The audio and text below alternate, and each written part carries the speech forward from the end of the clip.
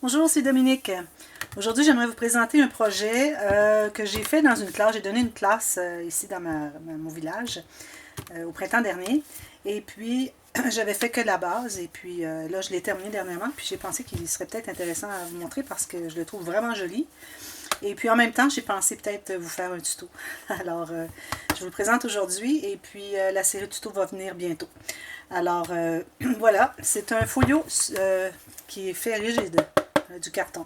Alors, vous aviez vu peut-être dernièrement, au printemps passé, le folio à deux sections que j'avais fait, mais il était souple. Alors, il n'y avait pas de carton en tant que tel, de cartonnette pour le couvert.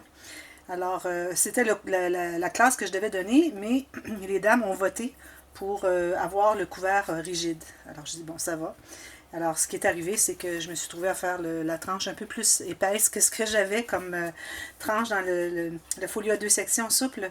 Alors, j'ai dû changer un peu les interactions à l'intérieur. Alors, j'ai pensé peut-être que ça pourrait être intéressant d'en faire un tuto. Alors, même si j'avais déjà fait le tuto pour l'album souple deux sections, le folio deux sections. Alors voilà, la collection que j'ai utilisée, alors j'avais fait un haul dernièrement, une collection de papier. Je dis bien papier parce que c'est du papier, ce n'est pas du papier cartonné. Alors, vous savez, j'aime pas vraiment travailler avec le papier parce que je trouve que c'est trop souple. J'arrive quand même à faire des choses intéressantes, mais je trouve que c'est plus fragile. Mais là, je l'ai bien collé tout le tour, il n'y a rien qui peut plier. Alors, je pense que ça va bien rester. Mais bon, j'aimais vraiment les papiers. Je savais que c'était des papiers au moment que je l'ai acheté, mais je les trouvais tellement beaux que j'ai dit, bon, ça va, c'est correct. Parce qu'il y avait des morceaux de papier cartonné qui sont quand même assez épais. Toutes sortes de découpes. Et puis, les papiers avec lui, il y en avait d'autres vraiment génial. Regardez si c'est joli. Et puis, alors j'ai décidé de l'acheter aussi. Puis, il y avait plein de petits stickers aussi intéressants. Et les petites cartes. Alors, j'ai dit, bon, je vais le prendre quand même. Puis, bon, tant pis, je vais travailler avec du papier pour une fois. Je ne vais pas mourir. Alors voilà ce que j'ai fait. Alors j'ai utilisé ce papier, c'était mon préféré dans toute la collection. Alors c'est comme des cailles de poisson. Alors il y a du doré, je ne sais pas si vous voyez le reflet. Alors il y a le doré et puis tous les petits cercles sont du doré. Et puis il y a du doré à quelques petites écailles. Ici j'ai pris le deuxième papier qui était mon préféré. Ça se trouve être celui-ci derrière. Alors c'est comme une photo satellite, une image satellite de la mer vue de haut. Alors avec les récifs et puis les différentes couleurs, les tons de bleu. Et puis, bon, on voit comme le fond de mer un peu. Alors, je trouve ça vraiment génial, très joli. Et puis, j'ai utilisé une des découpes qu'ils avaient en papier cartonné, encore plus épais. Et celui-ci, je l'ai monté avec du carton derrière, la cartonnette dessous de 1 mm. Il fournissait aussi les petites traces. Et j'ai ajouté quelques petits stickers que j'avais raffinés, alors très fins, comme vous voyez, qui sont dorés. Je trouvais que ça allait vraiment bien avec la collection. Alors voilà le devant. Alors comme vous voyez, il y a deux sections. Ça c'est la tranche ici. Alors je vais l'ouvrir. Alors ici on a deux aimants, ici et deux ici. Ce qui fait que ça se tient fermé comme ceci. Alors j'ai utilisé les gros aimants. Alors vous savez, j'utilise ceux-ci et j'ai aussi les plus petits.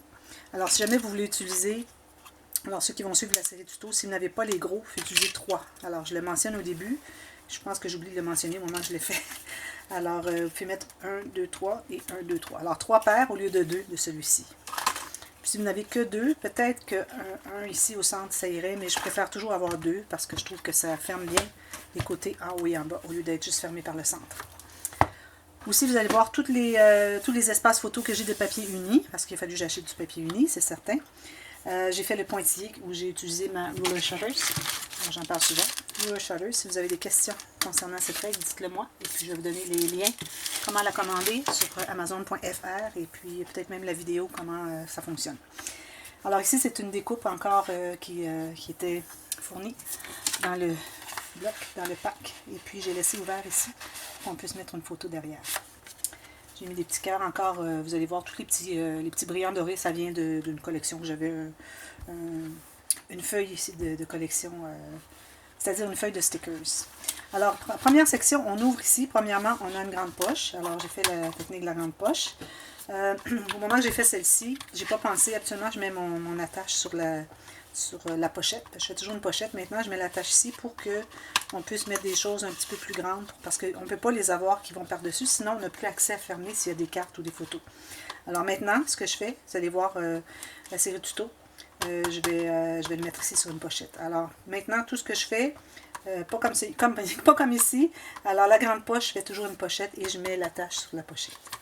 Alors c'est une attache qui s'expand, alors on peut ajouter des choses, des objets 3D ou des cartes ou des photos extra qu'on n'a pas pu placer, peut-être moins importantes, bon, quoi que ce soit, ce que vous voulez. Ici, j'avais des petites découpes encore qui fournissaient dans la collection, alors je les ai laissées ici. Ensuite, ici, j'ai deux petits espaces photos qui sont sur une pochette. Ensuite, alors ici, vous voyez mon papier. Petit sticker aussi, il me restait des stickers d'une collection de papier qui m'avait été offerte dans un joyeux courrier, où est-ce qu'on avait des vieux bateaux, des vieux sous-marins, des choses de mer, de capitaine, tout ça. Alors, vous avez vu le folio empilade d'enveloppes que j'avais fabriqué avec cette collection. Alors, il me restait des stickers, j'en ai utilisé, puis des petits papiers aussi que j'ai gardés pour ça. Alors, on ouvre encore ici. Alors, c'est lui mon papier préféré. Alors, j'ai fait un espace pour mettre les choses en serre ici. Alors, on peut mettre 2, 3 photos, plusieurs.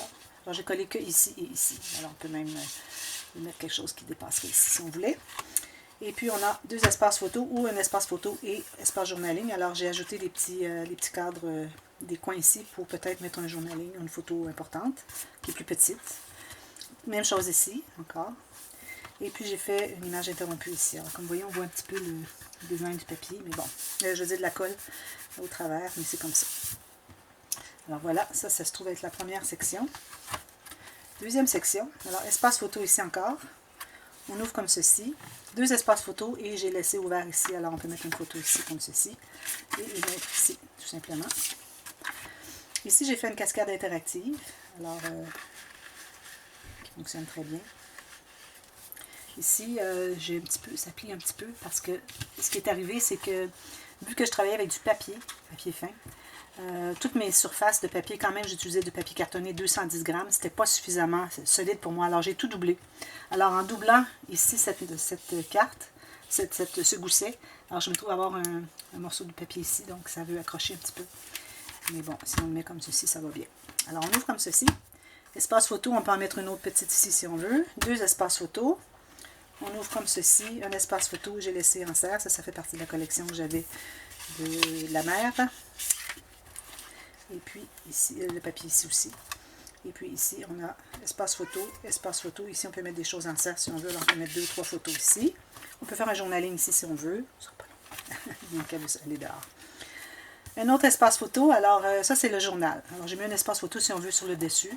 Mais c'est pas nécessaire d'écrire quoi que ce soit, de mettre quoi que ce soit. Habituellement, c'est à l'intérieur qu'on met.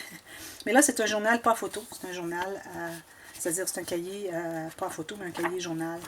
Alors, c'est pour ça qu'on se trouve à avoir du papier pour écrire. Alors ici, moi, j'avais posé dans la classe, ils n'ont voulu faire qu'une signature. J'ai dit, bon, je vous montre comment faire, mais moi, je vais en faire 2. Alors, je n'ai fait 2, parce que j'aime bien avoir 2 signatures dans mes cahiers, quand j'ai l'espace de gousset pour. Et puis, je vous donne la technique aussi pour le tuto. Avec un cahier, avec 2 cahiers, ou avec un cahier à photo.